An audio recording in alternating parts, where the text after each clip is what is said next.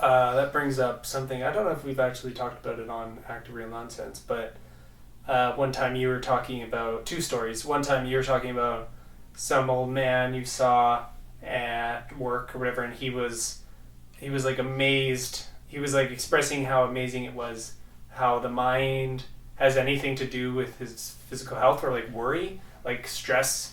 That stress like causes bad, health at all. And it was like it's like he hadn't heard about it kind of thing. And then I was thinking this other story where my friend was on a bus and she was talking about like what she does for work and stuff, and she mentioned some line like where your life is going, and this person was like all the rest of the bus ride they kind of like zoned out and they repeated it like out loud like multiple times to themselves, just like mind blown by where this your line. life is going. And they were a doctor, and so like they had gone to huge amounts of schooling and everything, and it was like they hadn't even ever thought about that phrase or anything, concept before. And so it can be lifetimes or it can be a minute.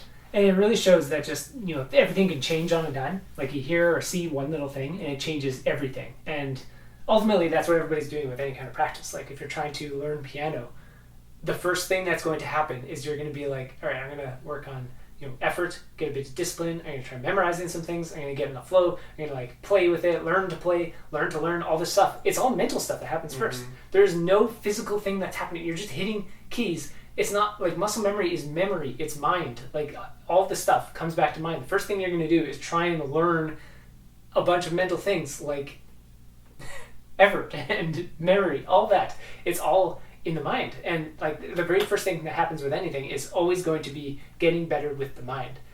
That's universal across literally everything that could ever happen to a human being. And yet it's so not disregarded, because it's not even like it doesn't like quite register on the radar. You can't even disregard it. Yeah, it's not there yet. Yeah, it's just like kind of an offshoot, like you wouldn't think about it.